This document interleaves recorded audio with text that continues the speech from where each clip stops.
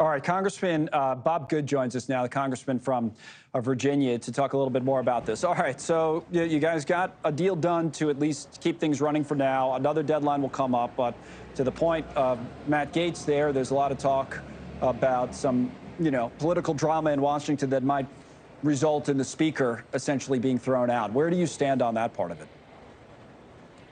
Well, we didn't get a deal done. I won't take any ownership of what happened on Saturday. That's fair. As a matter of fact, Saturday was a culmination of a 9-month buildup to validate, quite frankly, the concerns that many of us had back in January. What I said back in January is we cannot repeat the past failures of the Republican Party when we've had majority control, and yet with the major spending bills, we've passed those with predominantly Democrat votes.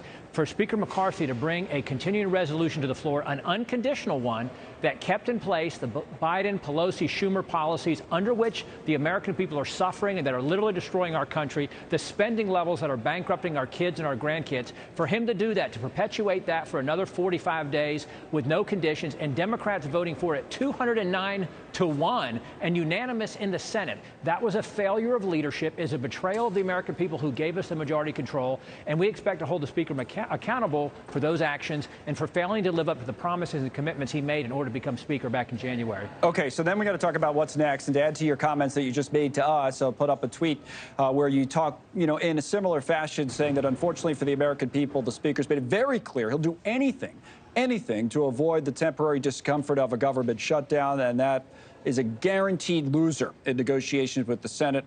The interesting question is how many Republicans will join him. So that's one of the interesting questions. Also, where will you guys turn next? I mean, that's what Matt Gaetz was being asked. I know he talked about Steve Scalise undergoing treatment, and it's not fair to talk about it right now, but there must be an alternative to Speaker McCarthy if he's going to be ousted. Any ideas on that alternative? Well, in addition to the Speaker failing to advance conservative policies, the Speaker does not understand how to negotiate, doesn't understand leverage. And like I said in that tweet, if you're willing to do anything to avoid a government shutdown, when the Democrats say no to let's say we'd pass all 12 of our spending bills, or we'd pass the Republican continuing resolution. When the Democrats said no, Speaker McCarthy would have folded, would have caved, would have surrendered, and we'd have ended up with the continuing resolution, the unconditional one that we did yesterday, that all the Democrats supported. So that said, it was telling that 91 Republicans voted against it because there's tremendous pressure on Republicans to vote the party line, to do what the Speaker says to do, to support the team play, if you will. And yet we had almost half Republicans, 91 Republicans vote against that. That tells you there's tremendous disappointment, displeasure, if you will, with the policies that were surrendered by the Speaker to the Democrats with that bill.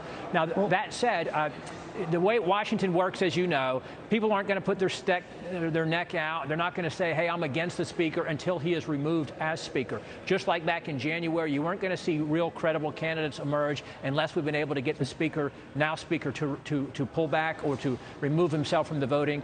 There are many capable, talented individuals in the House majority, none of which could do any worse. I think many of which could do better than what we have right now. Well, on that issue of leverage, is it that he doesn't know how to use it, or he doesn't have any with the people like you on one side and Republicans who see things completely different on the other? Well, I mean, this is a House divided. This is a split caucus. So what leverage does he have? Let me explain how he could have used that. He obtains the speakership by committing to cutting our spending back to pre-COVID levels, and he had the moderates saying only he could be Speaker. They would only follow him. He's the only one.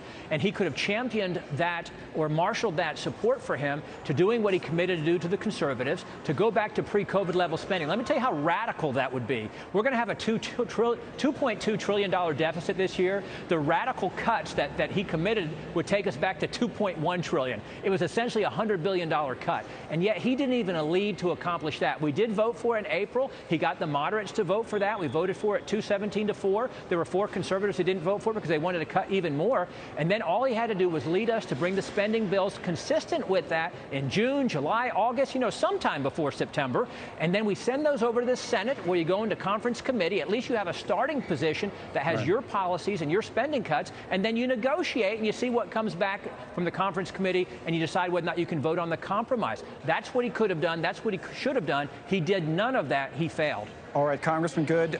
We have to move on now, but we'll obviously stay on top of this story. Thanks for coming on with us today. We appreciate it.